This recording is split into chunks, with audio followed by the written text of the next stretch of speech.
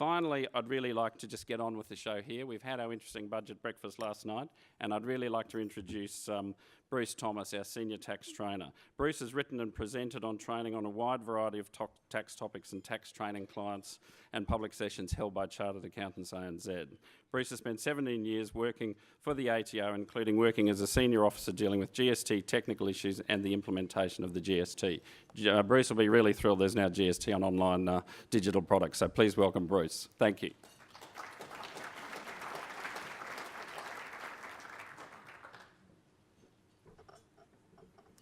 Thank you very much, Simon. You can hear me okay?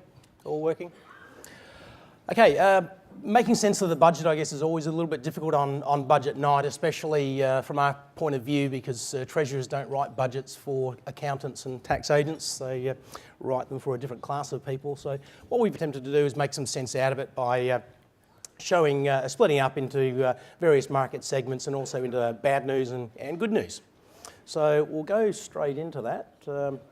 The first thing we have is there's a bit of a focus on multinational tax avoidance in a couple of areas, and the first thing is that quite clearly the government has investigated a diverted profits tax that the UK has brought in, had quite a lot of discussions with the UK. They have brought in a measure, but it is not a diverted profits tax. They've steered away from going down that route. Instead, what they're going to do is use Part 4A, so they will make some changes to Part 4A, introduce a new provision which will be quite targeted, but essentially treat the diversion of profits from Australia essentially as a tax avoidance issue. It will work in a certain way. You'll have to click a bunch of triggers, each of them to be caught. Otherwise, if you fall out at any stage, it won't apply to you. So essentially, you've got to have revenue above $1 billion, global revenue, calculated as being over $1 billion. You've got to have low tax paid in Australia, and you've got to be diverting profits to a no tax or low tax jurisdiction. It's going to kick in from 1 January 2016. There won't be any grandfathering. Normally with changes to Part 4A, we see that they apply them only to schemes that start after the date they bring them in, but this one it's quite specifically specifies that there will be no grandfathering. It would apply to both schemes in existence already and new schemes that are brought in. This slide here, if you can drill down to the detail there, you'll see the series of steps that you have to go through. So you've got to have a foreign multinational that makes supplies of goods or services into Australia. They've got to have global revenue above $1 billion. And you've got to have a look at whether the revenue from Australia goes offshore, is booked offshore, essentially. That's the terminology that is used here, booked offshore. Exactly what that means will come down to the nitty-gritty. And also, there's got to be the case that there are Australian employees that you mainly deal with in getting that supply. So you've got to have essentially some people here. Obviously, it wouldn't amount to a permanent establishment. Essentially, that's the whole point of these arrangements, is you avoid having a presence of a permanent establishment in Australia and avoid making supplies through that permanent establishment. But nevertheless, the measures kick in when, although you don't have a permanent establishment, the Australian customers deal mainly with Australian employees. We have to have the revenue going channeled to a tax haven where there's no tax or low tax. Not sure exactly if there's going to be a definition of exactly what low tax is, but the idea is if it's not going off to a offshore tax haven, you won't be caught. In particular, they are essentially if the income goes over to the low tax jurisdiction, or if you have a presence in a low tax jurisdiction, but it has nothing to do with the Australian supplies, you won't be caught. And also you won't be caught if you can demonstrate that there are significant economic activities taking place in that place. And obviously, as with Part 4A, there has to be a dominant purpose, a principal purpose requirement that you're doing it to avoid tax. So if you get to that point, then there will be essentially consequences under Part 4A, income subject to tax on the profits, withholding taxes, interest, etc., and potentially penalties. Now, to put that in context, the government has been looking at three aspects of multinational tax avoidance. On the left column there, we're looking at inflated interest deductions being dealt with under the thin capitalisation rules. Those were strengthened a couple of years ago, and that essentially, they feel there's no further changes needed there. The middle one is our new question of the change to Part 4A, where you are essentially avoiding a tax presence in Australia. And the third column there is transfer pricing. So there are three strings to this bow, if you like, and there are changes to transfer pricing, which we will have a look at now. Essentially, there's an increased requirement for transfer pricing documentation. The ATO will be able to get every year a report from taxpayers, which will be a country-by-country report showing how much income and tax is paid in each jurisdiction. The ATO will be able to maintain a master file of global businesses, so they will have all sorts of documentation on a permanent file, which they will build up over time, and a local file on essentially inter-entity transactions. So those apply to companies with global revenue above $1 million. The documentation itself will be adopted from the new OECD standards, and the ATO will get an ongoing global picture of the tax operations of that entity. And that's going to kick in from 1 January 2016. Okay, the other thing for multinationals, GST on digital imports. This was announced before the budget and has been termed the Netflix tax, or the Netflix GST, if you like.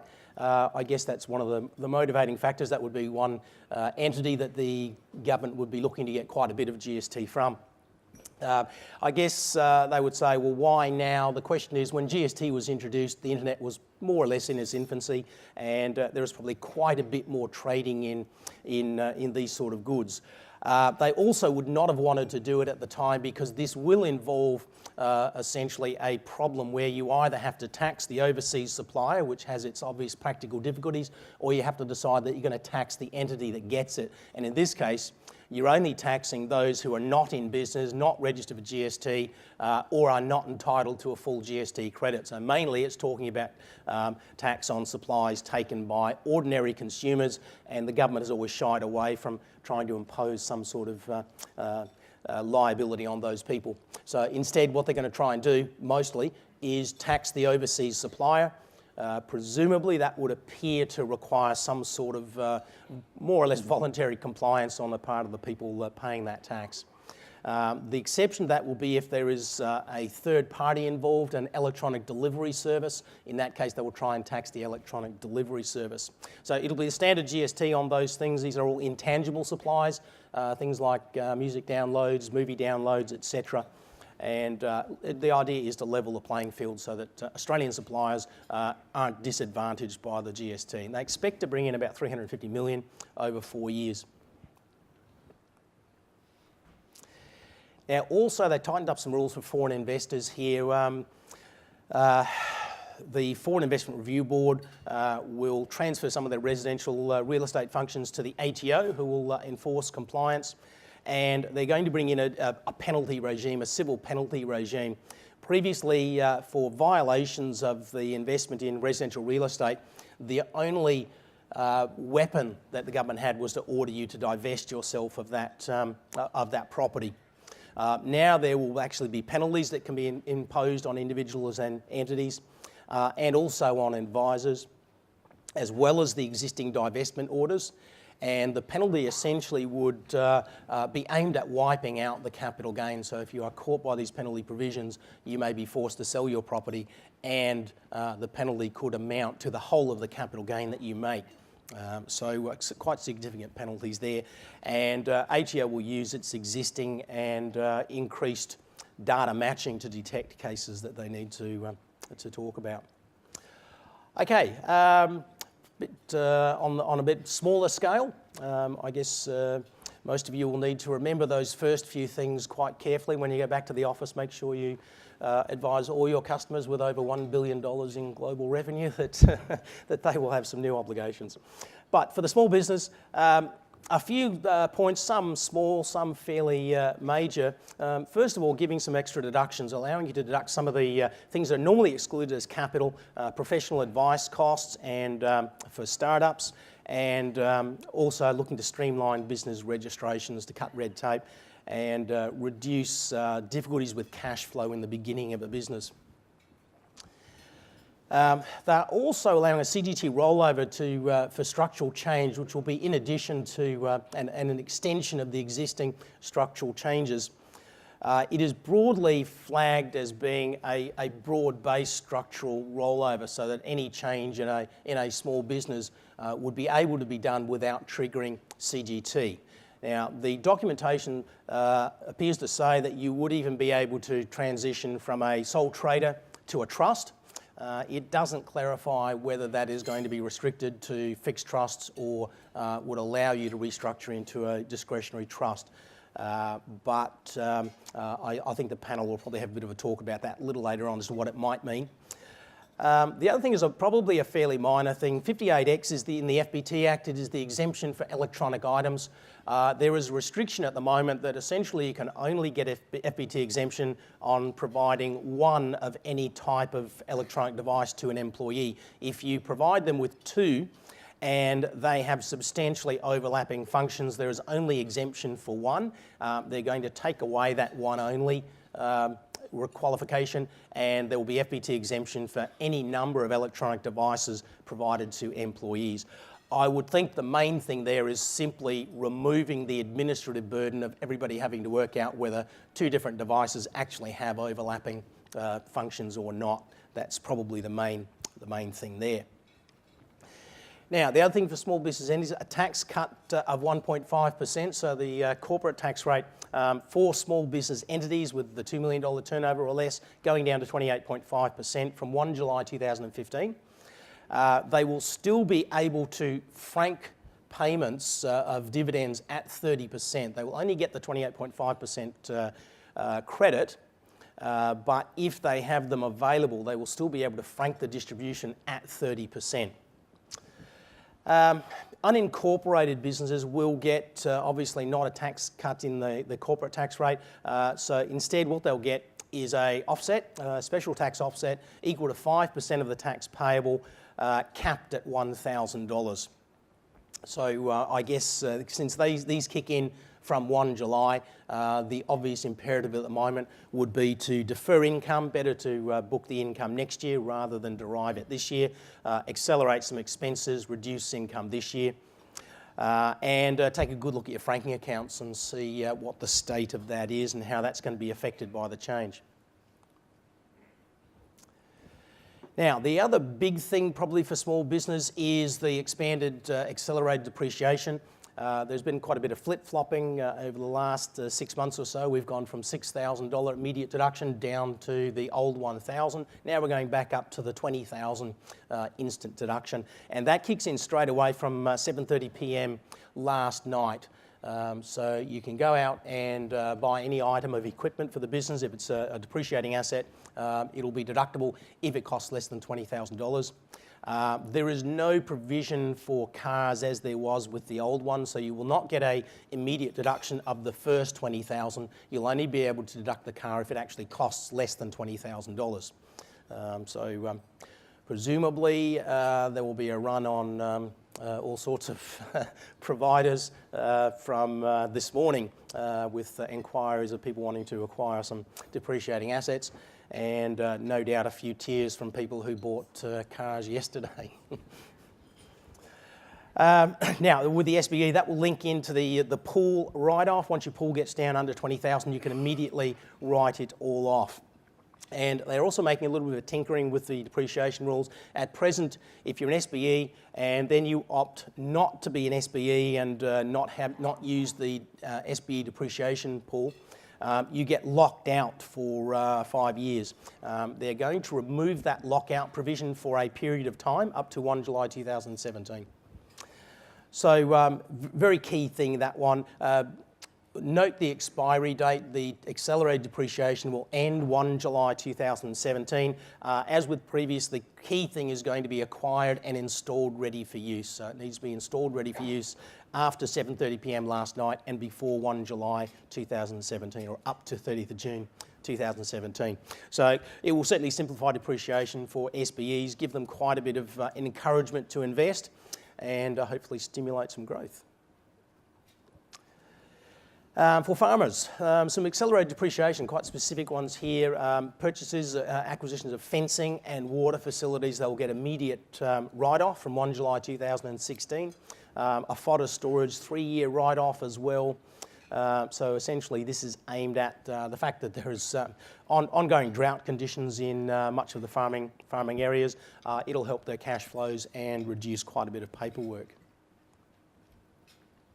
Now, for families in the budget, what they've done is really rationalise the childcare regime. They're going to replace the current regime of the means-tested childcare benefit, or CCB, and the non-means-tested childcare rebate, and also the Jobs, Education, Training childcare fee assistance. That'll all be rolled into a childcare subsidy. Now, the idea will be also that going with that will be a new work test. So they're going to tighten up the work test so that between the two or one or two parents, they must be doing a bit more work in order to get the payment, and the stay-at-home parents won't get it. However, there is a program, a special childcare subsidy that can act for people who are getting under $65,000 family income and are not meeting the work test. They will get special ability to access early childhood learning for them. And there's also money being made available to make spaces available for under the childcare safety net for disadvantaged and vulnerable families. Now, essentially the way that this will work now, if your income is under $65,000, that's family income, under $65,000, you'll get an 85% rebate or childcare subsidy per child, but it will be based on the lesser of the fee you pay or a benchmark price. So they're going to cap it essentially by the amount that they will actually rebate. If you get between $65,000 and $170,000, there is a gradual taper in the rate of childcare subsidy down to 50%, and it stays at 50%. So if you're above a family income of $170,000 up to any amount of income, you'll continue to get the 50% rebate as you do at the moment. But because it's capped at the benchmark fee, it means some people in that range could be somewhat worse off. However, assuming that they don't run into that problem, the capping works a bit different. If your income's below $185,000, there will be no cap. So the $7,500 cap will go, and it will be unlimited up to an income of $185,000. Above that, it's capped at $10,000 per child. So an increase from the current $7,500, but essentially a de facto cap by only giving the subsidy based on a benchmark fee or the price, whichever is the lesser. So that's how that is going to work. Now, for employees, a few little good news things for employees. The CGT discount on employee share schemes, there is going to be a little bit of a change there, which is in addition to the earlier announced changes. They have already said that they're essentially going to turn back the clock and allow a deferral of tax until later, which had been made almost impossible under the 2009 amendments. But in addition, what they're going to do is if you have options and you convert them into shares, you will be able to get the CGT discount even if you sell the shares straight away. You won't be required to hold them for a further 12 months. Previously, if you had options and you converted them into shares, you would then have to hold them for 12 months before you got the CGT discount. And that was where basically most of the benefit in usually in paying tax up front came from. Now, the employee share schemes essentially have a limitation that the scheme has to run for at least 3 years. There have to be restrictions on sale of the shares or exercise of the options for 3 years. The Commissioner will now be given a discretion to waive that or vary it to a lesser amount in certain circumstances, broadly speaking, where it's beyond the control of the employee. So that's pretty much good news. If you're in an employee share scheme, you've got options, you're not going to have to hold them for 12 months in order to get the discount. Now, there is some bad news for employees. They are rationalising the deductions for motor vehicle expenses. They are going to scrap the 12% of original cost method, and they're going to scrap completely the 1/3 of actual cost method. Now, that means that if you're doing or wanting to make a claim for more than 5,000 kilometres, you're going to have a logbook, and you can only use the logbook method. If you do less than 5,000 kilometres, or you choose only to claim a deduction up to that amount, you'll still be able to use the cents per kilometre method, but they are paring that down to a single rate of 66 cents a kilometre, which is more than the lowest at the present, but it is less than the two rates for medium and higher cars. So deduction worked out at 66 cents per kilometre. Anyone that's not happy with that can use a logbook method. You can use the logbook method for fewer than 5,000 kilometres. So essentially, that's your option. Either take the easy way out and just claim 66 cents a kilometre, or keep a logbook and all the expenses.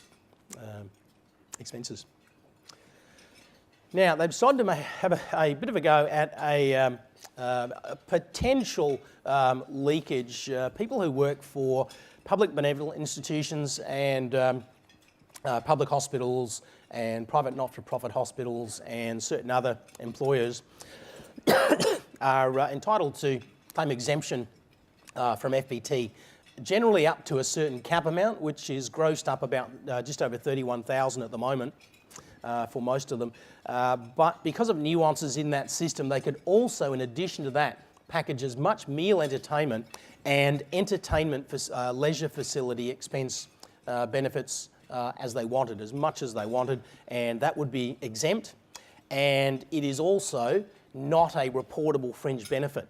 So it doesn't go into measures like adjusted taxable income, the 10% calculation for personal deductions, non-commercial loss calculations, etc. So the change now is they're going to put a $5,000 cap on it. So the employee will only be entitled to exemption up to $5,000 grossed up per year on the total of their meal entertainment and their entertainment leisure facility expenses. And in addition, it will all become reportable. So whether it is exempt or it's not, i.e. if it's above the cap or below the cap, it doesn't matter. It will all go into your reportable fringe benefits tax amount. That kicks off from next FBT year, 1 April 2016. Now, the other couple of little things, FIFO and DIDO workers who work in the Zone A or Zone B have been entitled to the zone tax rebate or offset. They're now going to be excluded from that unless they actually live within a zone. So if they're simply travelling from a capital city, say Perth or whatever, then they will not get the zone tax offset as they don't live in there. However, you will be allowed to get it if you live in one zone and you travel to another zone. You will still be able to get the zone tax offset, and that's going to kick in from next year, 1 July 2015. And the other little thing they slipped in there around the back of the budget is they're going to modify Section 23AG, which gives you the deduction for foreign service of more than 90 days. They are going to exclude now government overseas aid workers from that. They will leave it untouched for private charity workers, Australian Defence Force personnel, Australian Federal Police personnel. They will still get the exemption provided they're overseas for more than 90 days working continuously, but it will be withdrawn for government overseas aid workers. And that kicks in from 1 July 2016. Now, they're going to make a bit of a change to the rules about non-residents who come here working. The issue here is that certain people who come here mainly on working holidays, backpackers, etc., they may do some work here. They will invariably have tax taken out at a fairly high rate, and they have a temptation to argue that they are a resident of Australia. Once they've been here for more than 183 days, there is a potential for them to satisfy the 183-day test. Always remembering that's only provided they don't have a usual place of residence overseas, which potentially could apply to some backpackers. What they're going to do is simply modify it so they cannot be regarded as residents, so they will always be regarded as non-residents, even if they're here for the whole year, under the 183-day test. So they will effectively have a tax rate of 32.5%. and that will kick off from 1 July 2016. Now, defined benefit fund pensioners, some defined benefit pension members get a little bit of a double dip here. They can get a large deductible amount for their pension, and that gets sheltered for Centrelink tests, and they end up getting some part pension as well as their defined benefit pension. Generally only relevant for government, people who are in usually older government superannuation funds. And they will be caught by this, and they will have a deductible amount capped at 10%. Veterans and members of military pension funds will be exempt from that, and that will kick off from 1 January 2016. A little bit better news for the terminally ill. The certification period increased from 12 months to 24 months. So certificates will essentially last longer. They'll get easier access to a condition of release for terminal medical conditions, and that's going to kick off pretty much straight away, 1 July 2015. So in a nutshell, that's the sort of things in the budget that would impact on most of you. Some high-level things, obviously, in terms of multinational avoidance, which is, I know, of interest to you, but probably won't impact too many of your clients. And but then we'll have at the lower level quite a few things for small business, and a few cuts and a few changes to some of the welfare benefits. Well, that's about all, so I might wind up and pass back to Simon.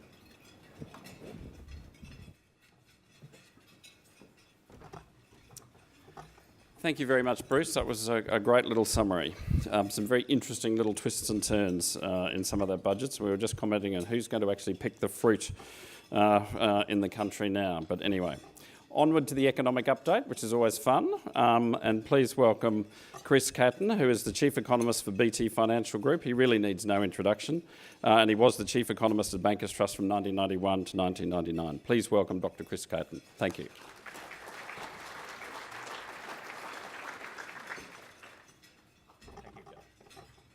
That's unfortunate. I didn't test the geometry of this, which is going to be a bit unfortunate. I'll find a way.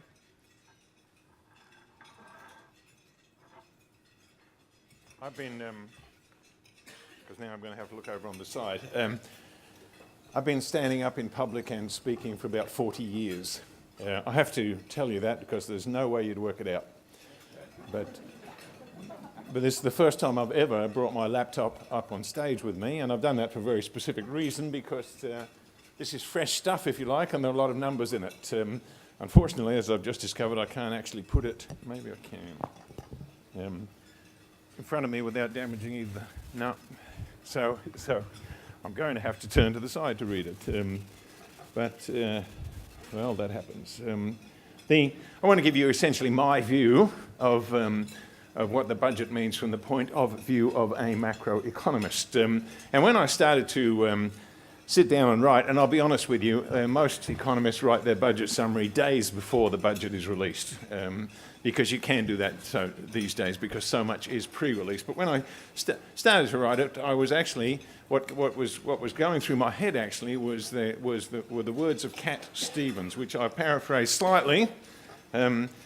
To this: a year has passed and nothing is as it was a year before. In order to understand this budget, you do have to go back to last year's budget, which was described by the government as tough but fair. It was last year's budget was designed to. Last year's budget was designed to address a completely imaginary figment. And that is that we had a short-term fiscal emergency, and it was also designed to address a medium-term problem that really is there, namely the necessity for medium-term fiscal repair. And despite the government's depiction of the budget as tough but fair, it was widely, essentially, it was accepted by others as not particularly fair. And what was missed by most people is that it wasn't even tough. Certainly in the short term, if there had been a real fiscal emergency, it would have to have been tough, and it would have had to have been tough early. But the degree of fiscal tightening in the early stage was limited to the temporary increase in the income tax levy for high income earners, and the increase in the fuel excise, the indexation of fuel excise, and the shameful cut in foreign aid. So there was no particular short-term toughness, but given the shellacking that the government took, I'm going to have to figure out a way to do this. I guess I don't need the podium so much, do I? Given the shellacking that the government took last year, and given the continued soft economic picture, it was always likely this year's budget would be little more than a circuit breaker, essentially a press of the reset button and light on major new initiatives. The government would lay out the current state of play, show a gentle glide path back in the direction of surplus, and leave any heavy lifting for another day. In particular, the recent tax reform discussion paper meant that nothing major would be done. Nothing major would be done on the tax side. There'd be nothing on superannuation concessions. There'd be nothing on negative gearing. You can't initiate a process of tax reform and then preempt the results of that process. So that is, if you like, as the intellectual background behind the budget. The last systematic look at the budget, the mid-year economic and fiscal outlook in December of last year, projected a deficit of $40.4 billion in the current fiscal year, falling to 31.2 in 2015-16. That is the first year for which we're budgeting this year. Over the period of the four estimates, the 4 fiscal years to 2017-18, the deficit was expected to total $104 billion, which itself was $44 billion higher than in the budget that was produced just 7 months earlier. Now, we're very used to this. We're very used to this process of a continuing pattern of increased forecast deficits. So much so that we might believe that's always the way, but in fact through to about 2008 it went the other way. Every year basically the government took in more and more revenue than it was expecting, and budget balance positions got revised only one way, namely the other way. Slower economic growth, both real and nominal, is of course the main reason for the deterioration, and that's been a depressingly familiar tale. And in this case, and I'll come back to this, the budget outlook last year between the budget and the MIFO was significantly affected by the collapse in the iron ore price.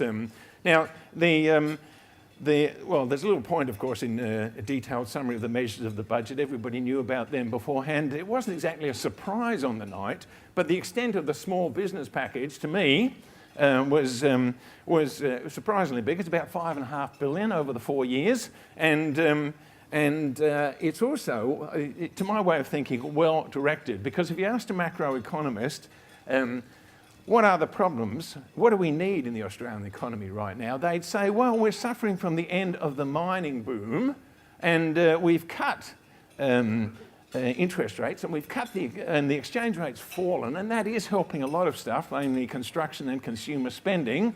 But the missing guest at the growth party has been non-mining capital spending, and I would include in that these days also public capital spending. So if you look at the small business package, and essentially, given that it terminates in June 2017, at least the asset write-off does, you have to figure that, I mean, this is targeted at one of the main problems, namely, we need to get some growth going in non-mining capex. Now, I don't think I'm changing these slides. Who is? Well, no, I'm not changing them. Can we go back to the first text slide here? Thank you. This is this table looks at the projected path back towards surplus, and some highlights here, I guess, in the in the current year, the year that hasn't finished yet. You'll see that there's your deficit of $41 billion, coming down to a deficit of $7 billion, 0.4% of GDP.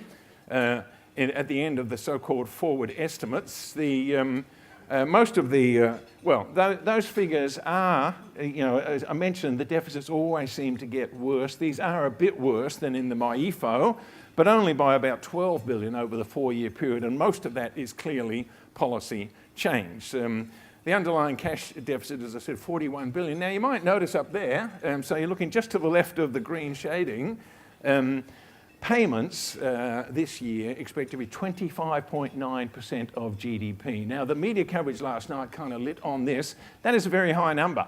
Payments as a share of GDP have been higher, something like 7 times in the past 44 years. And yet this is supposed to be a low-spending government, and they've made a bit of a credo of that. So, and not only that, but this figure is maybe 0.5 or 0.6% higher than in the budget last year. So it looks suddenly as if they've lost a bit of discipline, and spending is just being allowed to drift up as a share of GDP. That is true. But of course, you're all accountants, so you know this is a ratio, right? This is revenues with respect to GDP. And the main reason, and I haven't seen much coverage of this, the main reason why revenues are now higher as a share of GDP is because the denominator is not growing as rapidly as it had been expected to grow, and that's a terms of trade or an iron ore effect. The other thing about this table that doesn't stand out immediately, you'll notice that the receipts share goes up significantly. Although there are no major changes on the receipt side, yeah, you get a bit of bracket creep. But if you calculate an elasticity, if you like, the increase in revenues relative to the increase in the tax base, which might well be nominal GDP, the elasticity in this budget is quite high. So you might hear people say, well, what if they don't get their GDP forecasts? My response to that is, so what? If you don't get your GDP forecast, that's the problem. If growth is disappointingly slow, that's the problem. The fact that it means leaves you with a bigger federal deficit than you otherwise would have is just a side effect. You live with that. But it is true, even if you get your nominal GDP forecast, as I said, the elasticity of revenue growth to tax base is looking quite high at the moment. Incidentally, receipts in the 4 years beginning in this current year have been downgraded relative to last year's budget. Over that 4-year period, they've been downgraded by 52 billion. And Joe Hockey made this point last night. Now, that's a lot when you think about it. So what have they done to lose 52 billion of revenue? And the answer is they haven't done all that much at all. It, once again, is really slower nominal growth. And it really is a terms of trade effect, and it is an iron ore price effect. Last year, of course, in the budget, they assumed an iron ore price of $90 a tonne. This year, they assumed 48. And that of the 52 billion loss in revenue over the next 4 years, 20 billion of that comes from just a lower iron ore price. Now, the good news, I guess, is the iron ore price has actually bounced from 48, and if it stays up around 60, we'll get a bit of that back. One of the other big losers in the on the revenue side is, in fact, a policy change, if you like, although not really a fiscal policy change. It comes about because we lose about 6 billion in import duties from the free trade agreements that we've signed in the past year. But that's actually a positive for the economy. Now, what about I will go on to this shows you essentially the deficit as a share of GDP coming back towards balance in 2019-20. At that stage, we will have racked up 11 years of deficit, and that seems like fiscal irresponsibility, and I suppose it is, yes. But really, the fiscal irresponsibility has already been baked in the cake. Those of you that want to exploit this politically will notice that in the last year of the Labor government, so you're looking to the left of, to the left of the vertical line. Last year, the Labor government, the deficit as a share of GDP was much smaller than the first year of the coalition government. But there's all kinds of accounting in that. There we are as a share of GDP coming down. But essentially, the fact that we've been in deficit, or will be in deficit for 11 years, is really not much you can address here and now. It comes about essentially because not because the previous government were fiscal profligates, but because we took a temporary commodity price boom that pushed up revenues hugely through to about 2011, and we converted that into a series of permanent income tax cuts. There were 8 in a row. and all that middle-class welfare and those superannuation tax concessions. If I were asked to put up one chart to explain why the deficit is as big as it is, this is the one I would use. Australia's terms of trade. On the way up there, of course, the revenue was just pouring in the door, and the government shoveled it out. Government of both stripes, although I'd have to say the coalition actually scheduled all 8 of the income tax cuts. Governments of both stripes shoveled it out as quickly as they could, and now, as I said, this is the biggest single reason why we're in deficit right now. We took a temporary commodity price boom and translated it into permanent tax cuts and permanent increases in spending. Incidentally, on an international basis, there's Australia's deficit as a share of GDP this year, and next we're the one third from the right. So on an international basis, we're not doing that badly. And of course, the same is true when we come to debt. Net debt rises from, it currently stands at 15.6% of 1 year's GDP, and it reached a peak of 18% by 2016-17. And then, according to the government's current figures, it retreats to just 7% by 2025-26. So they never really get to pay off the debt. But that was always, from an economist point of view, that was a ridiculous expectation, really. There is absolutely no need to pay off government debt. The optimal quantity of government debt is a long, long way from zero. Among other things, for example, we have 400 years of data for the for the UK, and their net debt to GDP ratio has never been less than 40%. Ours has climbed to the stratospheric heights of 17, and it will apparently be reduced to 7%. Here are our comparative debt figures. There's Australia over on the left, compared with the Euro area, for example, or G20 advanced nations. And, excuse me, I've just got to start this up again.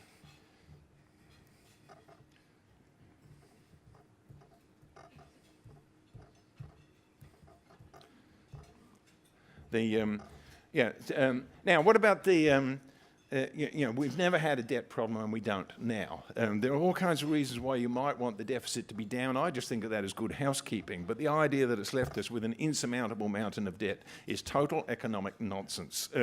The economic assumptions behind the budget, incidentally, shown here, and much has been made of these. You probably can't read that all that well, but things that stand out to me is they've actually shaved 1/4 point of growth off what was in the FIFO, but by the end of the period, by the end of the period, we're growing by 3.5%. We haven't done that for a long, long time, but it is reasonable to expect we will do that one day.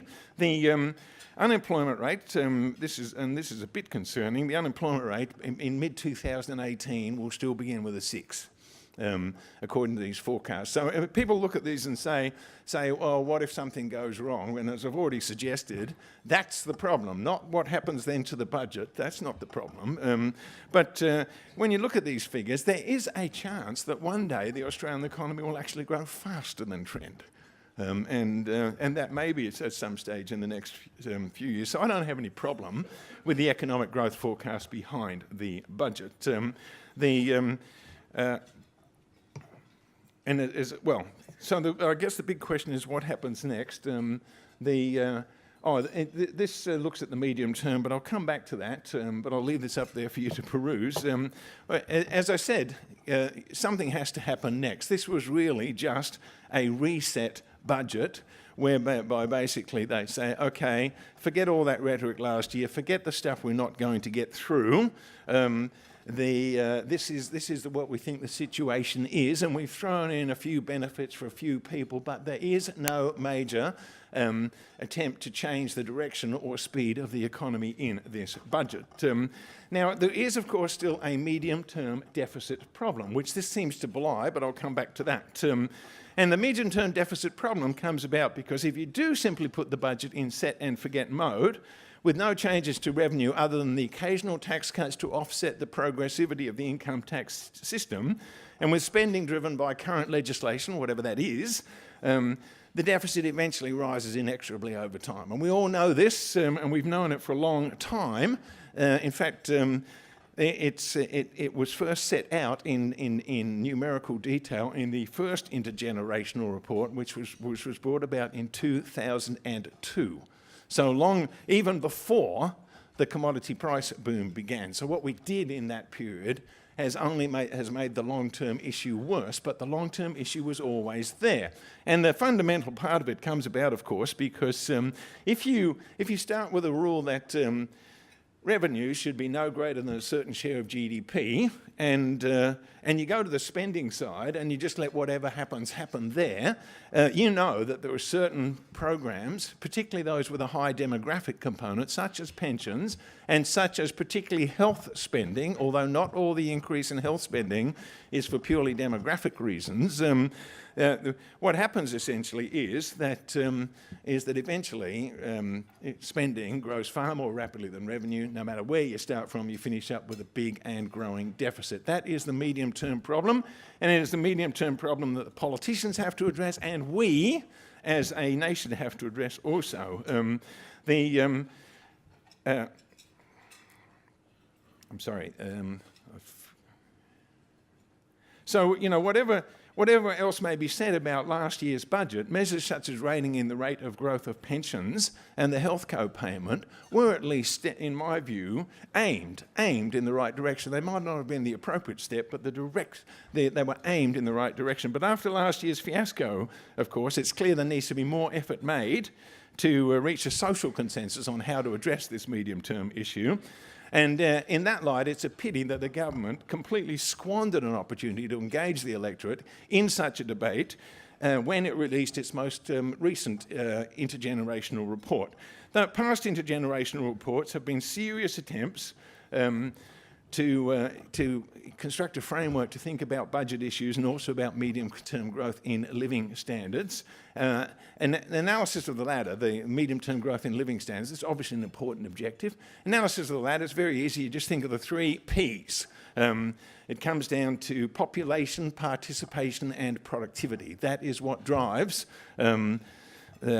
essentially growth in living standards in the medium term. It's also nice if the rest of the world will keep buying your stuff at a high price and selling you stuff at a low price. But it's really the 3 Ps. In the last intergenerational report, the 3 Ps were replaced. Essentially last intergenerational report was the 3 Ps as I saw them were political, propaganda, and polemics. Truly a chance completely wasted. The recent tax reform discussion paper, I think, holds out more hope. It did give a good summary of the potential weak spots in the current system, differential taxation of various forms of saving, the generosity of the superannuation tax concessions, and people can argue about how much they cost until the end of time. But nobody knows exactly how much because nobody knows what people would do with their money otherwise. But there is no question they cost the budget a lot, and they are disproportionately directed at the high end. There can be no question about that. The tax reform paper also looked at the interaction of negative gearing and reduced taxation of capital gains. And to me, it's that interaction that's important rather than negative gearing per se. And also looked at, of course, possible changes to dividend imputation. We need to get a national conversation going on those matters. I thought it interesting, the tax reform paper didn't go near a carbon tax or a resource rent tax. And I think there are fairly obvious reasons for that. The difficulty, of course, is that when we put up forward the issue of tax reform, we're talking about increasing the efficiency of the tax system. If you like, collecting the same amount of revenue, only more efficiently. But what we also need to confront in this economy is the necessity to raise more revenue, that is, to increase the tax burden. Given the medium-term problem, as I set out, you've either have to constrain the rate of growth of that demographic spending component, or constrain the rate of growth of other spending, or increase the tax burden. There really is no other choice. And this is the reason why, to my way of thinking, an eventual increase in the rate of the GST, or broadening of the coverage, appears inevitable. The other thing, of course, is is not so much higher rates, but the closing of loopholes. loopholes. And I didn't see much in the budget, although the measure to persuade international companies to pay their fair share of taxes can be viewed in that light. Now, you've been looking at this, and this sort of suggests this is the budget. This is budget surplus as a share of GDP. Budget deficit, first of all, and then surplus. And there are 4 lines here. First of all, the bottom line is what the coalition produced in the 2013 MyFIFO, which is the first one they produced after they'd been in office. And this whole MyFIFO at that stage was basically constructed in such a way as to put the previous government in the worst possible light. Well, essentially, what you were told is that that's the depiction of the path that would have been followed if Labor had stayed in office. We would have run deficits from now till the end of time. You'll see that their first budget last year, the eventually tough one, although not tough in the early years, did seem to have generated a perpetual long-term surplus. That was shaved a bit in the MyFIFO and has again been shaved in this budget. But you'll notice that essentially through to 2025-26, the current budget still gets back to surplus and stays in surplus. It's a pretty small surplus, but it's in surplus. So where is all this medium-term problem? Well, I was a bit puzzled by this, so I looked in the detail last night, and you probably can't read the bit down the bottom, but they assume, as they have in the past, that revenues as a share of GDP will be capped at 23.9%, which is incidentally less than their current share. And then I looked in the text below, and it said, by the time we get to 2025-26, spending will be 25.4% of GDP, and that's clearly too high, so we need to work on that. So then I thought, so revenues are 23.9% of GDP and spending is 25.4%, but you've got a surplus. How does that work? Is there somebody there can't do arithmetic? And it turns out, no, there isn't. Certainly in the early years of the 20s, this discrepancy, if you like, between revenues and spending is disguised by the fact that in those years, basically the future fund begins to pay out. And the future fund isn't counted in either of those aggregates. So the future fund basically disguises the overall budget problem, and will for some time, but it's not a bottomless pit. So sooner or later, we will reach this stage, as I said, where if we don't do something, we're just going to get deficits which get bigger and bigger and bigger over time. Now, what about the market reaction? I can in fact show you what happened after the budget last night. The long-term government bond rate actually rose quite sharply yesterday, but I think that was mainly before the budget and for other reasons. But this shows you the vertical line coming down is 7:30 last night, and the blue line is the exchange rate, and the red line is the 3-year bond future. And you can see after the budget, the exchange rate went up. I don't think that's on an average day in Australia, the Australian dollar trades over a 1 cent range. So it's very hard to make significance out of that movement there, which is about 1/4 cent after the budget. And there you have 3-year bond futures coming down, but they'd gone up in the 2 hours before the budget, so I'm not sure what was going on there. Now, of course, the markets long ago stopped really caring about budget night. There are a couple of reasons for that. After all, markets react to news, and there was very little of that. Secondly, Renault Rumble was on. But there's been something of a preoccupation lately with the possible loss of Australia's AAA rating. And despite the continual increases in the future deficits and hence in the debt, which I've suggested is not nearly as important as people think, in my opinion, there is little likelihood of a downgrade in our AAA rating. The first step, of course, would be a placing of Australia on negative watch, which would, with a downgrade possibly following 2 or 3 years later. But would that be such a bad thing? The effects, I think, would be relatively minor. Yeah, borrowing costs at all levels of government would be increased, and the banks would probably be placed under pressure, or the cost of funds to banks would be placed under pressure. But even that's not certain. The US lost its AAA rating in 2011, and the first thing that happened is their borrowing costs dropped hugely. So to me, if we start letting our domestic fiscal policy be governed by whether or not we think we're going to lose our AAA rating, we've lost sight of the game. Given the current state of the economy, the costs of imposing greater fiscal rectitude now, in order to avoid a downgrade later, those costs would massively exceed any likely benefits of avoiding that downgrade.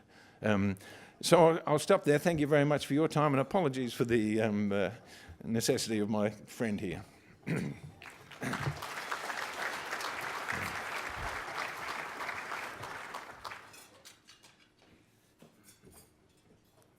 Thank you very much, Chris. That was brilliant. Our next guest, Professor Cooper, is an FCA, is a sole practitioner and is operating as a tax consultant. In 2008, he started a separate practice specialising in auditing SMSFs. He's an adjunct professor at the School of Taxation and Business Law at the University of New South Wales. He's a former member of the Tax Practitioners Board. In 2003, he was awarded the AM honour for his services to the tax profession. Please welcome Professor Gordon Cooper, AM FCA. Thank you.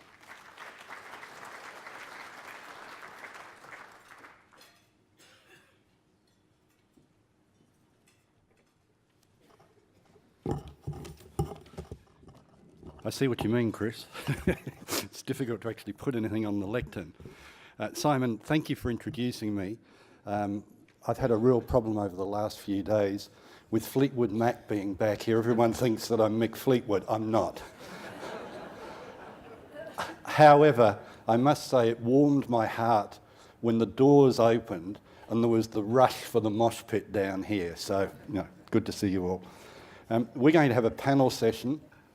We've only got 30 minutes, and in our chat beforehand, we came up with about 30 different questions, and we're also looking to take questions from the floor.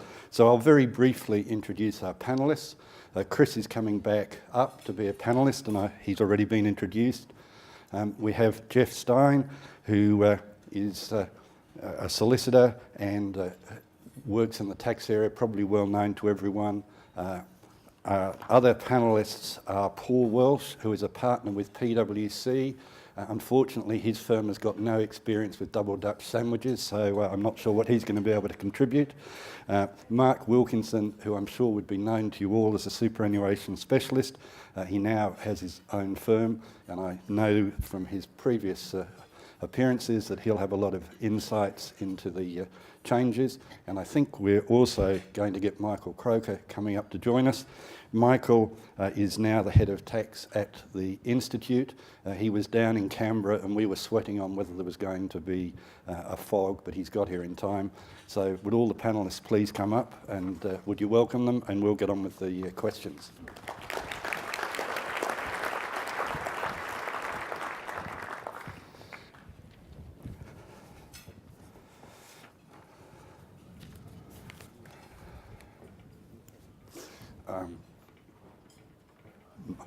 Mark, you're here. Yeah. Oh. It's all right. We were meant to sit in a particular order so that the sound man could turn up the mics at the appropriate time.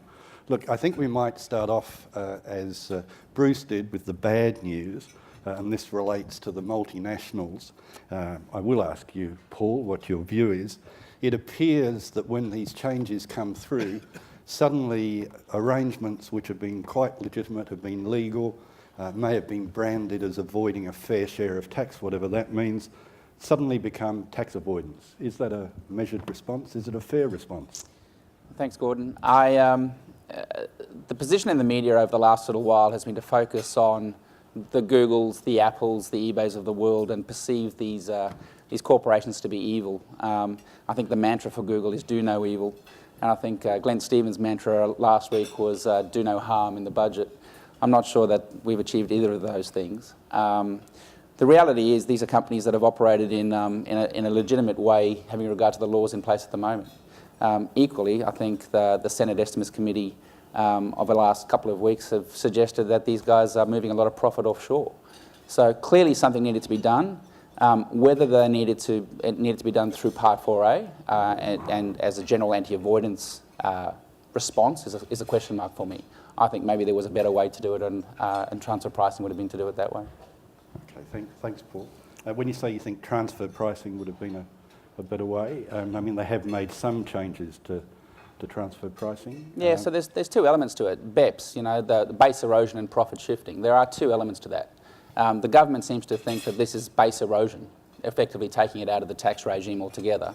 A better way of attacking this could be profit shifting, and that's basically targeting the transactions that have priced activity offshore and taken the profits and relocated them in lower tax jurisdictions.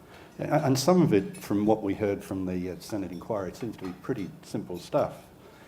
If something's manufactured in China and exported, sorry, not exported, but is routed, the invoicing is routed through Ireland at a price of $3, Yep.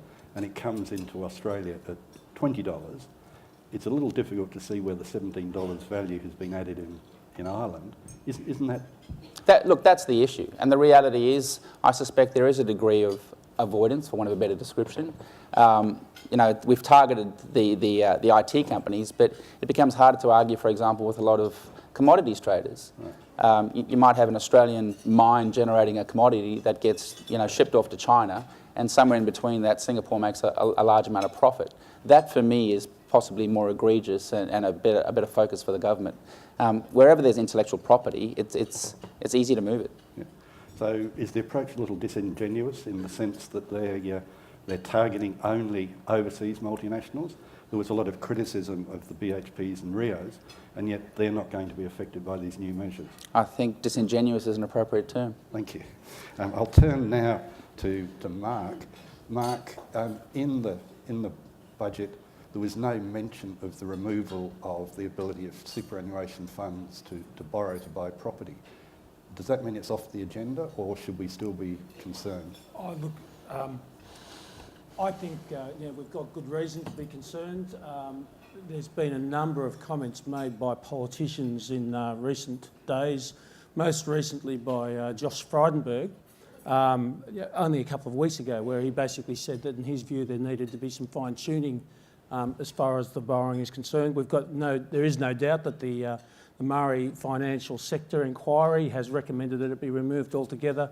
I don't think that will happen, but I think that there is a high degree of concern amongst governments that they moved, at the same time they're handing out the cash in 2007 as a result of high terms of trade.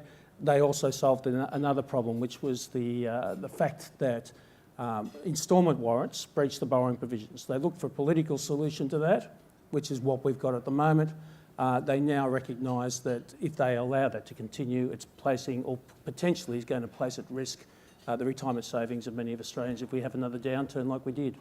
So do you think the Treasurer's statement that during the term of this government there'll be no superannuation changes means that borrowing by super funds is safe for the next 18 months, 2 years? I think that it probably doesn't extend to the operation of the SIS Act. He was probably referring to in fact he was referring to tax changes. There's probably a question, it's probably a bit disingenuous as to how long this particular government will last necessarily, because that's how long his guarantee lasts for. If we go to the polls in the next couple of months, then everything is off the table at that stage. But no, I don't think they're ruling out the borrowing change. I suspect that there will definitely be some announcements made in their response to that inquiry. Thanks, Mark. Jeff, I might turn to you. Bruce referred to the announcement about the new rollover relief, and it appears that it extends to trusts. However, the principle underlying all CGT rollover reliefs is that there is no change in underlying economic ownership. Are we really going to be able to go from being a sole practitioner to operating our business through a discretionary trust? It seems a little bit like a magic solution. On the one hand, the government's promised that there'll be a general restructure available for small business. If you have a small business, you'll be able to restructure into any entity you want. it may be that by the time we wake up after the hangover from looking at the surprises that we've got for small business in this budget, that we see that it's just limited to rolling over into a fixed trust or a unit trust of some sort, and probably does nothing more than the existing small business CGT rollover concessions anyway. Right.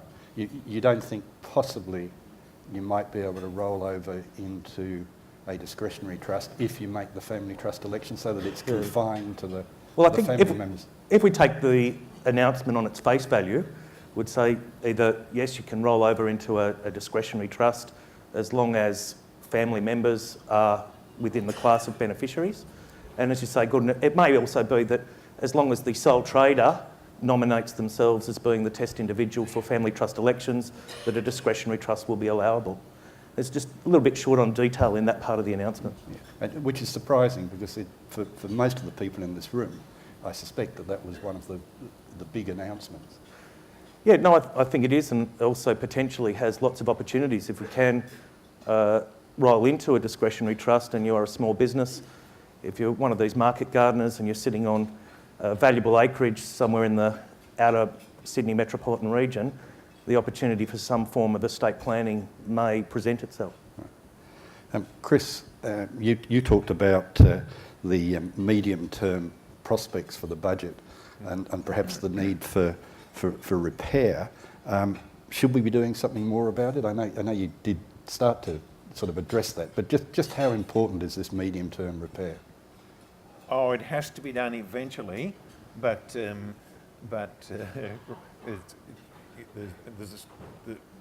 there's a story about the bloke who asks, and I mean nothing at all racist by this, but the Irishman, which way to Dublin, and the Irishman says, well, I wouldn't start from here.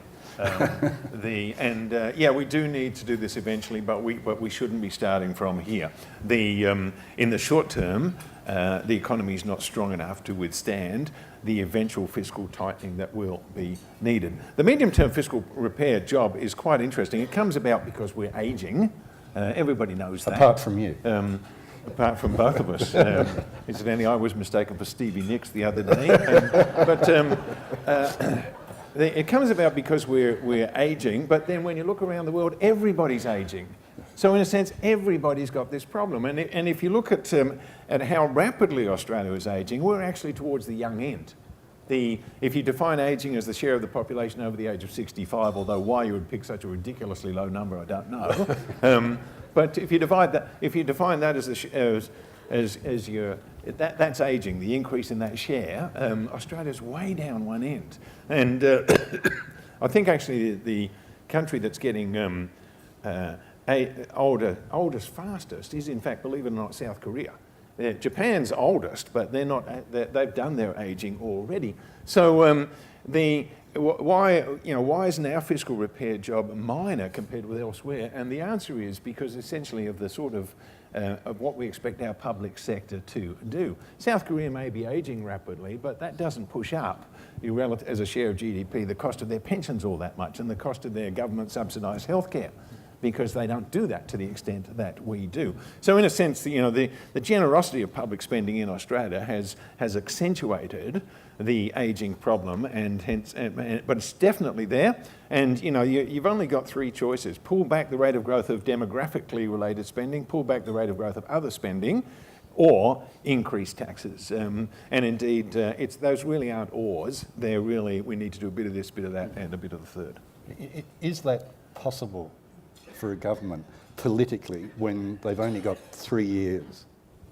It's very difficult. A European Prime Minister a couple of years ago, talking about getting their budget back after the GFC, said, we know what to do here, we just don't know how to get re-elected afterwards. And yeah, that will always be a problem. And Joe Hockey said it in his otherwise disingenuous AFR interview recently when he said the problem is, when confronted with hard choices, the Australian public can always say, we'll get another treasurer. So it's given the political process, yeah, it's very difficult, but that's not just the politician's fault, it's our fault. Thanks, Chris. Michael, I might turn to you, again, perhaps looking at the bigger picture. As Bruce said, the budget has avoided preempting any measures that might come out of the tax reform white paper. Are we actually likely to ever see anything come out of the tax reform white paper? We're getting more and more sceptical, Gordon. The day it was launched, 31st of March, we were with Joe Hockey in Melbourne, and Joe made quite clear that day that it's not just about tax reform, it's a job for the coalition to get re-elected as well. So the politics of the achievable, I think, is a really important thing to bear in mind. The ruling out, Kelly O'Dwyer, Tony Abbott, who else has ruled out negative gearing changes? There's been quite a few. Who's ruled out dividend imputation? I think there's been a few comments to that effect as well. So this frustrates the hell out of our colleagues in civil society. You know, people like Cassandra Goldie. We try and talk to ACOS and other groups, and you know, they're very frustrated that a lot of the things that they're interested in seem to be getting ruled out. And what we think will happen is that we'll have an election fought very much over inequality issues. This sense that a lot of people in Australia feel like they're not getting ahead. At one end of the spectrum, they might be unemployed or finding it difficult to get a job.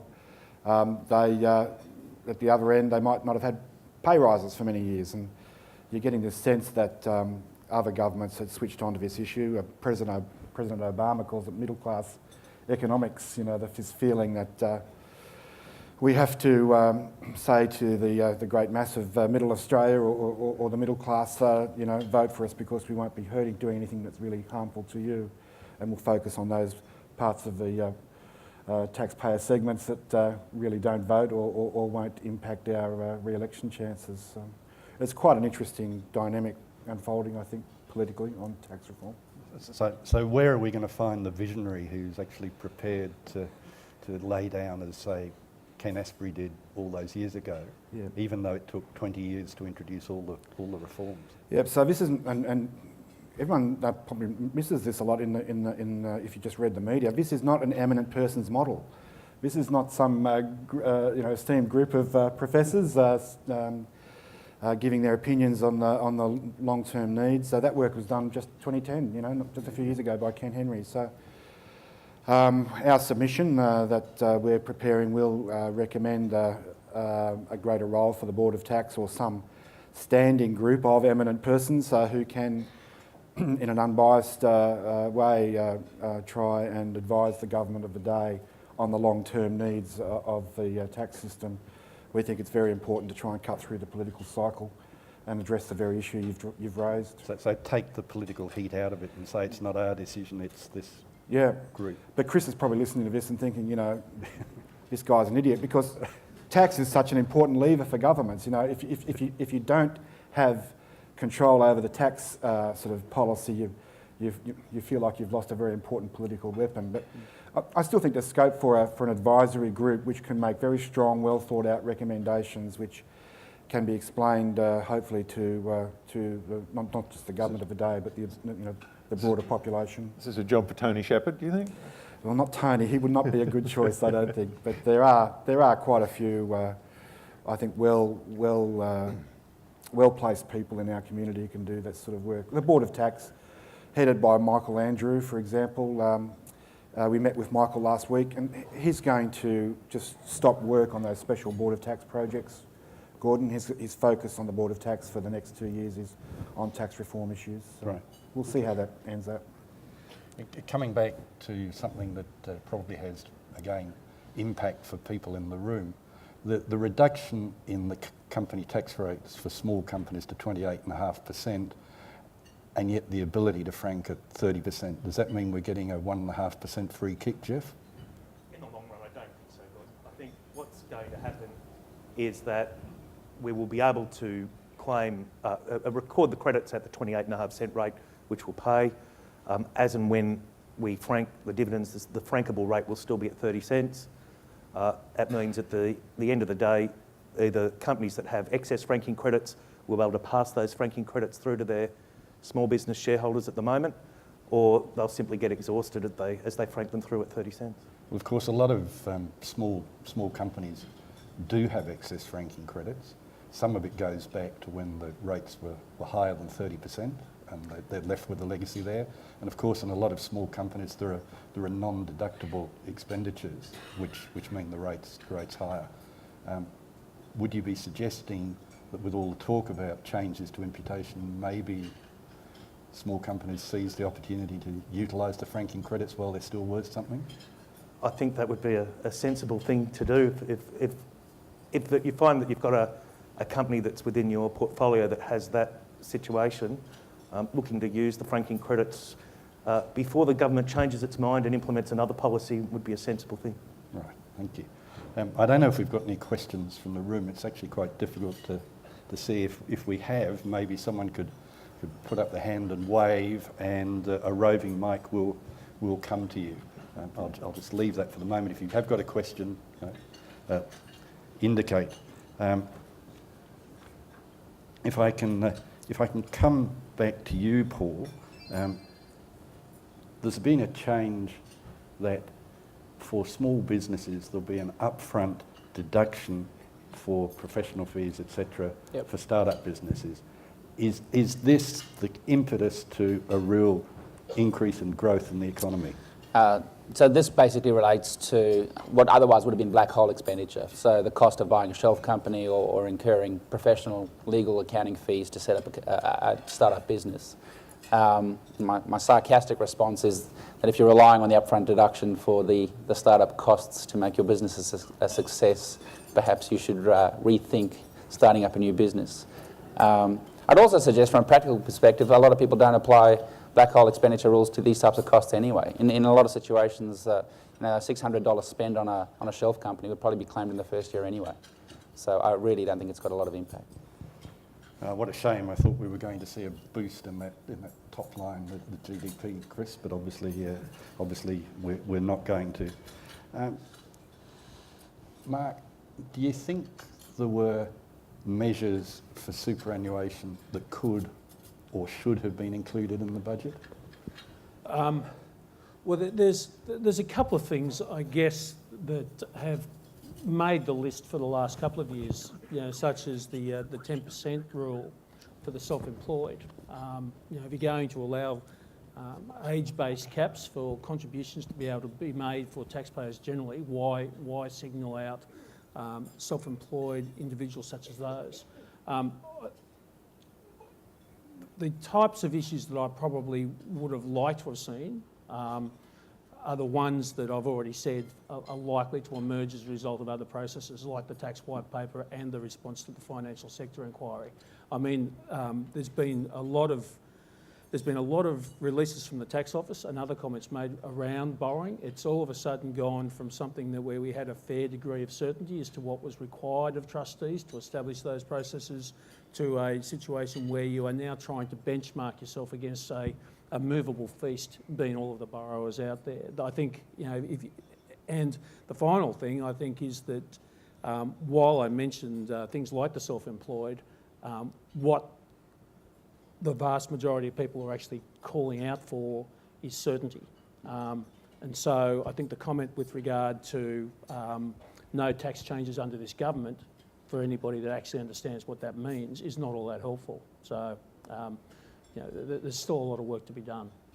Okay, but maybe something to come over the next year. I think there's going to be stuff to come over the next couple of, next 12 months or so, yes. All right, I believe we've got a question at the back of the room. Yes, Paul Sinclair of Sinclair Partners. In relation to the international debt, I'd like to hear some comment on this, what the makeup of it is, federally, by the states and by private enterprise. Going back a while, the international debt comprised mainly of private borrowing, which meant that whilst it was high, this private borrowing was prima facie secured. What are the comments of the panel? Well, I think I might start with Chris on that, who probably actually knows the answer. First of all, congratulations. You make a distinction that few people make between government debt, which is what essentially what the government owes anybody, particularly, and most of it, well, a lot of it held by Australians, and foreign debt, which is essentially what various entities within Australia owe to the rest of the world. Foreign debt, of course, used to be a big thing. You might recall the debt truck that the coalition rode around the country in 1996 until somebody pointed out it was a Toyota. We worried a lot about foreign debt. We don't so much anymore, and you've hit on one reason that, yeah, most of it is essentially a transaction between consenting adults. Most foreign debt is, in fact, held by corporates in Australia, and particularly the banking system. The banking system actually doesn't borrow to the extent abroad that it used to, in part because that turned out to be not such a good idea during the GFC. Australia's foreign debt as a share of the overall economy, as I said, number one, still dominated by the private sector, and number two, no longer, an inexorably increasing ratio. So we don't worry about foreign debt, and in my opinion, we shouldn't. Now, it turns out also that most the overseas lenders are big holders of Australian government bonds. If you don't look at what's the debt we owe offshore, but if you look at who holds Australian government debt, a lot of it is held by foreigners. That is true, and that share might of Commonwealth government securities outstanding might have gone from say 40 to about 70 or 80 in just the past decade or so. But that's a tick for us. Essentially, that's a sign that Australian government debt is highly regarded offshore. It's AAA rating. It's relatively high yielding. The fact that well, as I said, government debt is a small part of the nation's total foreign debt. Gordon, we're about to have a big debate too about the level of tax deductible debt. Yes.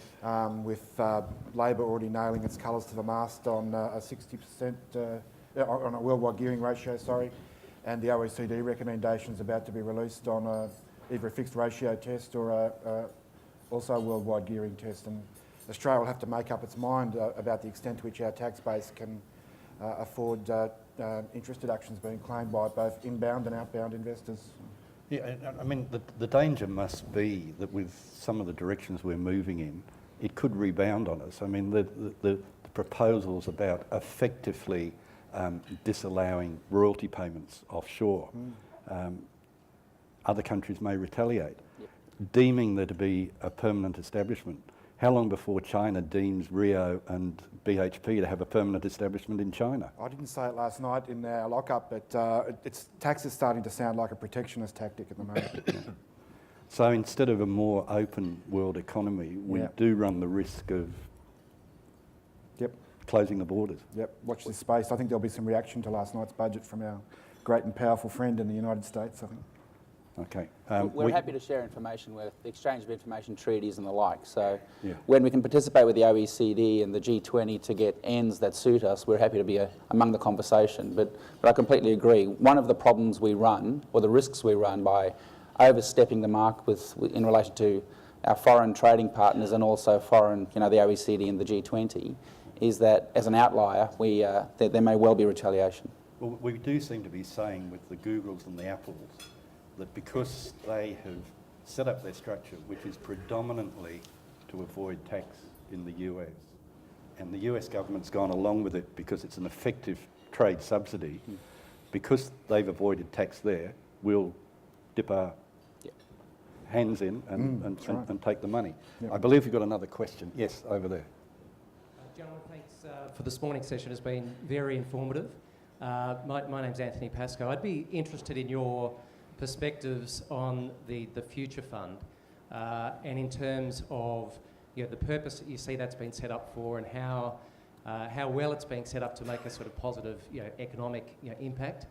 And in context, my understanding is there are examples of foreign jurisdictions that have set up very strategic sort of sovereign wealth funds, for example in Norway, that are really sort of being set up in a way that they're investing in and supporting medium to longer term economic positive outcomes for their particular countries. I'm not sure I get the same perspective about the effectiveness of the future fund. I'd be interested in the panel's perspectives. Well, I think you're absolutely right on that. You've only got to contrast what Norway did with their North Sea oil revenues with what the UK, when it was still united, did with their North Sea oil revenues.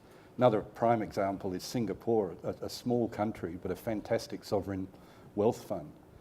I think as far as our future fund's concerned, it's got a future, but as Chris drew our attention, it's actually going to be used over the next few years to prop up the budget. Now, I'm not sure, Chris, is that just they're releasing the income, or are they dipping into the capital? I'm not sure on that latter point either. You might recall Gordon's quite right. There's a big difference between the future fund and a traditional sovereign wealth fund. You might recall the future fund was set up when, despite all their efforts to push the money back out the door during the commodity price boom, they couldn't get the surpluses low enough. And I always thought that the future fund was really setting it up was really a sophisticated game that I thought of as hide the surplus. And you might recall also that it was set up to pay the superannuation obligations of public servants, I think in the year 2020 and beyond. Now, again, to me, I was going to say just accounting, but in this group, I'll say that's accounting. Because otherwise those things would be met out of current revenue anyway. I think it really is an accounting device, but it apparently does start paying out. Whether that's income or capital, I'm honestly not sure. But I imagine, given the way it was set up, there will be some capital. And bearing in mind that the maths I suggested earlier said that the future fund is going to be propping up the budget by 2.3% of GDP. In those years there. So that suggests it's the capital that's being paid out. Chris, I think, Chris, the accounting concept involved is a hollow log. Chris, there's another aspect on the horizon. That's the NDIS, the National Disability Scheme, which is unfunded, uncapped. And everyone, I think, in the room and most Australians support this particular initiative. And PwC, Kane Beckett, did a great job setting it up. But if that's a problem on the horizon, it does raise the issue that the questioner has alluded to, and that is whether we should start thinking about some sort of hypothecated taxation. We've already got the extra levy that we all pay in our pay packets, but going forward, whether we need special purpose funding for such a worthwhile initiative like the NDIS. Wasn't the Medicare levy lifted? It was, yes, but I'm not sure whether that's going to be sufficient. No, it probably isn't. No. Yeah. I might just ask Jeff one other question. In the budget, it was announced that if you are in an employee share scheme and you exercise your option and sell the shares within 12 months, and of course a lot of people, when they exercise their option, have to sell the shares, or at least some of them, in order to finance the tax that comes home. Does that apply across the board, or is it only for the startup businesses? It seems only to apply for startup businesses. Why? Assuming that it's because it's the one thing that the government has thought may be directed towards innovation or directed towards trying to start up capital, so that the concept of crowdfunding for small businesses and relieving red tape for small businesses, and it's easier for small businesses to attract talent and start-up businesses to attract talent if the employee share scheme concessions are made more easily available, and people understand that they can get a discount for capital gains tax, but they don't get a discount on income tax, and that's after they've worked through the quagmire of the existing rules to work out which set of rules is going to apply to them. I think it's a bit of a concession, but why it applies to startups rather than across the board, I don't know. Somebody perhaps can draw some logical bow across the whole of the theoretical underpinning of this budget and the previous budget. I mean, it would seem to me on that measure, if you've had your interest in the shares for a minimum of 3 years, the mere fact that you then exercise an option does seem very unfair that you're not deemed to have held the actual shares. I mean, in fact, you haven't held the actual shares, but you perhaps ought to be deemed to have held them for at least 12 months to get the 50%. You haven't held the actual share, but you've held the interest for more than 12 months. It seems to me to be a fair way of looking at it, perhaps even, to borrow Chris's expression, a just way of looking at it.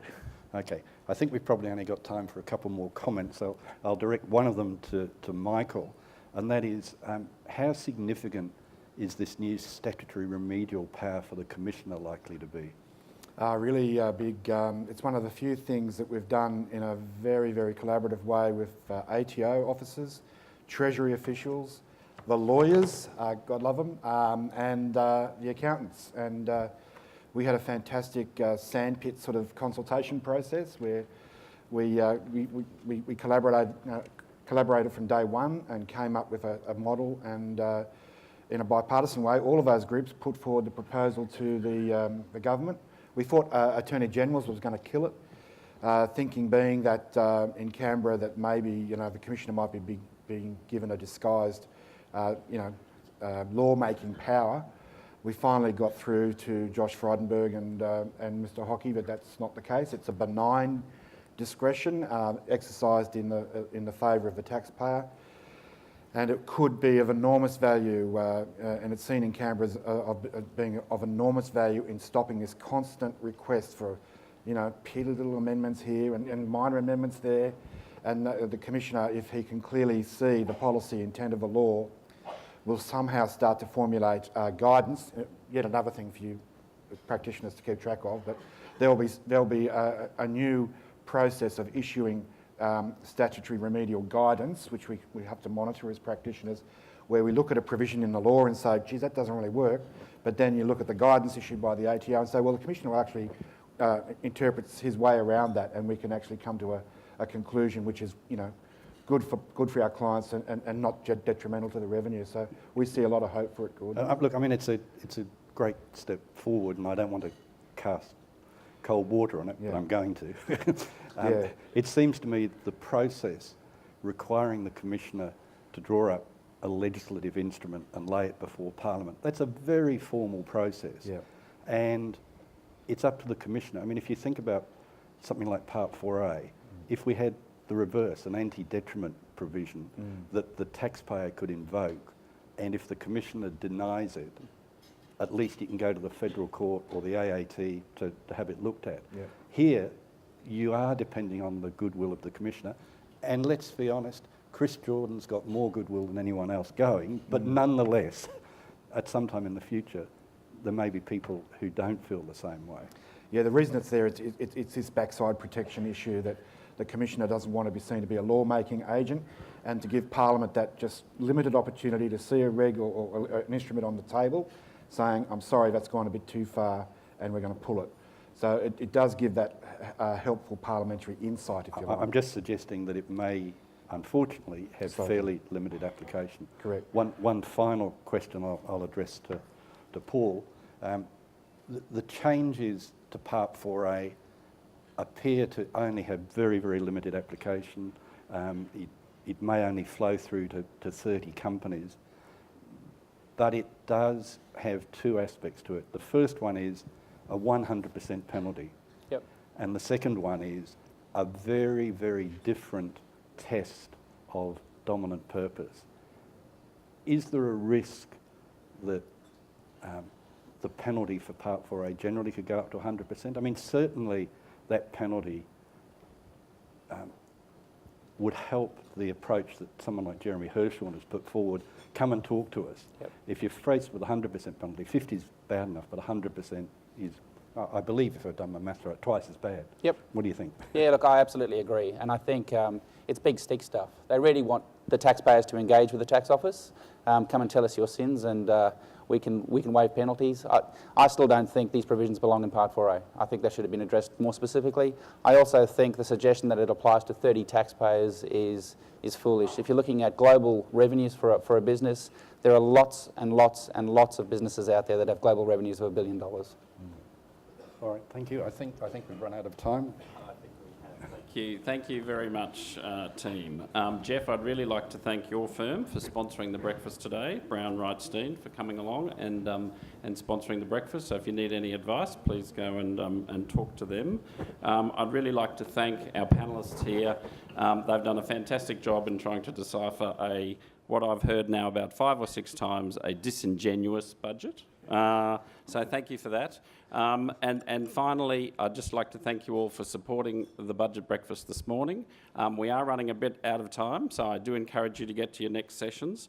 And please, those of you who are in the essential tax updates, if you're a delegate in that stream, you are to stay in this room, if that's right. I'm told you know who you are. Thank you very much, and thank you again to our team. Thank you.